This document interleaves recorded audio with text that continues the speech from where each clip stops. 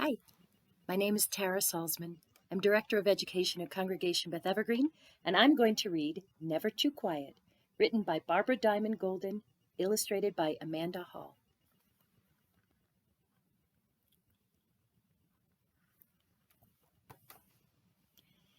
Every day, people flock to Rabbi Pinchas with their questions and their problems, their troubles and their sorrows. From morning until late at night, there was a line outside the rabbi's door. Today was no different. Such a commotion! It was like the heart of the marketplace before the Sabbath.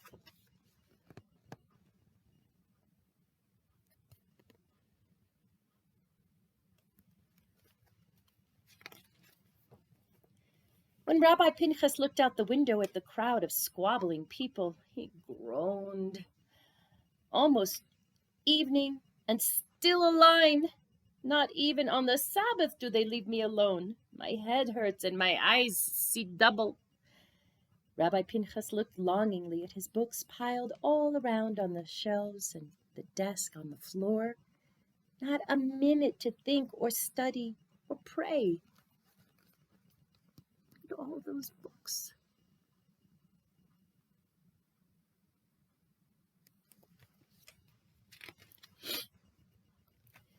The rabbi straightened up suddenly and banged his fist on the table.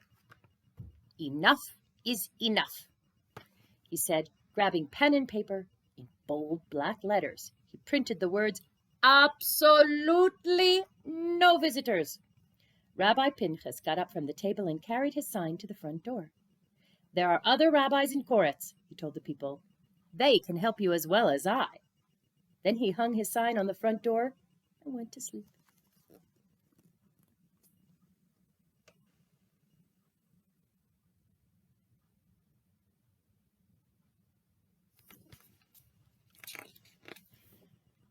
Such a sleep I haven't had since I was a baby, Rabbi Pinchas thought as he washed his hands the next morning. He smiled, thinking of the many hours ahead of him to read and study and pray. All day no one knocked, no one called, no one burst into the door. What a simple thing, a sign, he thought. And how it works. Weeks went by, summer weeks filled with quiet hours. Rabbi Pinchas had time to read and to write. He had time to visit with other rabbis in faraway towns, and he had time to walk by the river near his house, watching the sky change above him, and the birds swoop down for insects and worms.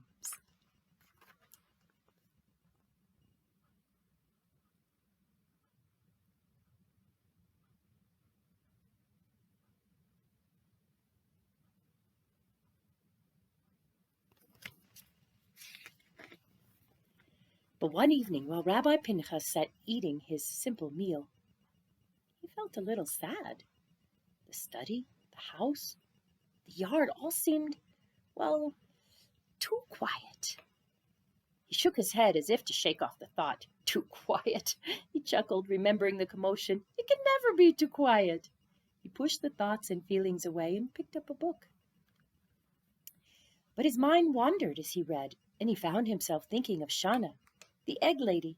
He remembered all the times she had brought him fresh eggs and herb teas and news of the marketplace. He thought of Yonkel, the Hebrew teacher. Yonkel no longer walked home with him from the synagogue to argue over a Bible passage. And Hesh, the nuisance of a boy. Who was he plaguing at this very moment? The rabbi thought of how Hesh used to beg him for a story, of how he would tell Hesh about the little village where he grew up, about the times he had long forgotten and was amused to remember.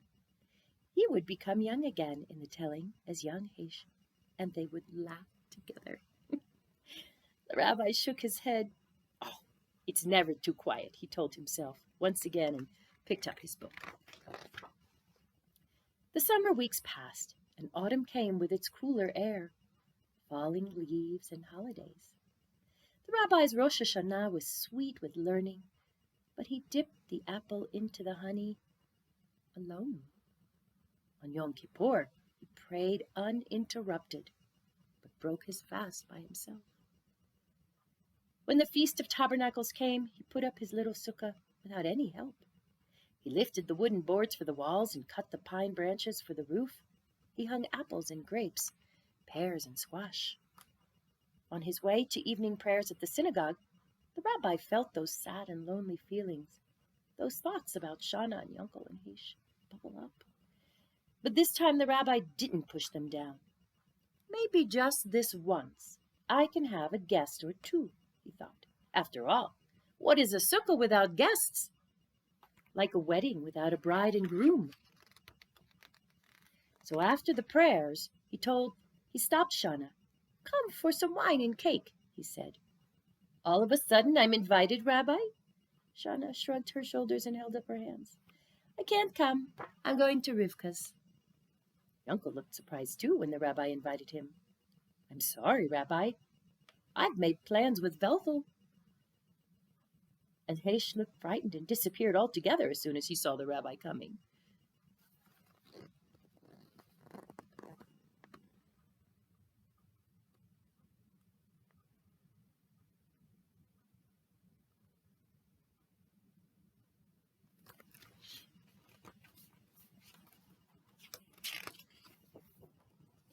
Rabbi Pinchas returned to his sukkah alone and stood at the table, singing the proper blessings over the candles and the wine. It was time to invite the ancestors to join him. O Abraham, my holy guest, you so full of kindness. May it please you to have all the holy guests together in this sukkah, Rabbi Pinchas chanted. When he looked up from his prayer book, he thought he saw movement by the door. Perhaps it's Shana or Yunkel or Hesh come to join me after all, he thought. He looked more closely and could see a figure in the shadows, an old man wearing a long robe and carrying a walking stick. On his head was a turban and on his feet sandals. It looked like a man newly come from the Holy Land.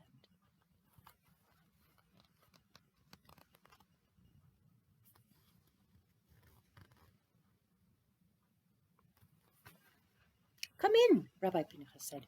You are welcome. I was afraid to come in, the man answered in a deep, strong voice, surprising in one so old. He didn't move from the shadows. I saw your sign. Oh, that, the rabbi answered wearily. Day after day, it was people and problems and yelling and squabbling. I couldn't think. But tonight is a time to remember our journey in the desert and to celebrate the bounty of our harvests. What kind of a celebration is it when you are alone? The old man nodded in agreement. Life is not just studying and praying and thinking. It is also teaching and listening, celebrating, working and giving, he said. Rabbi Pinchas felt a shiver of shame. He knew the old man was right.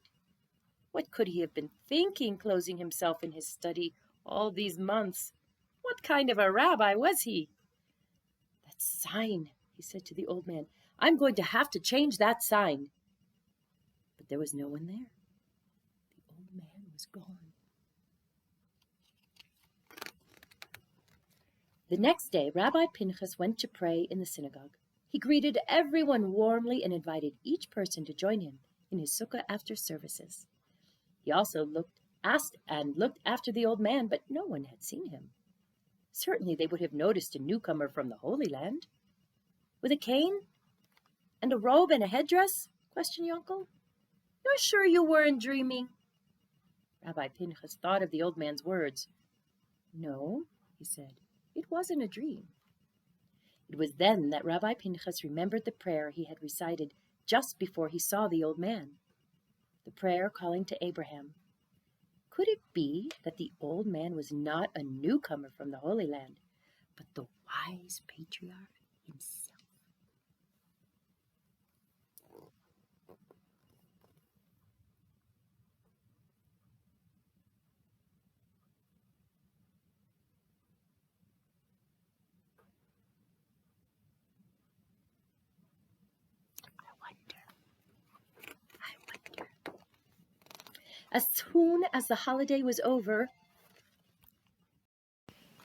As soon as the holiday was over, Rabbi Pinchas took down his sign. He took his pen, and to the bold black absolutely no visitors, he added the words, in the afternoon. Then Rabbi Pinchas hung the sign back on his door and went into his study to wait for the people with their squabbles and their problems, their troubles and their sorrows, and their laughter and their joy.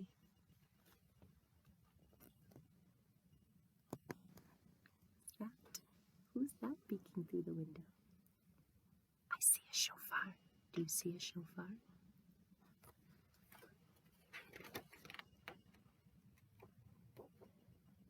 Absolutely no visitors in the afternoon.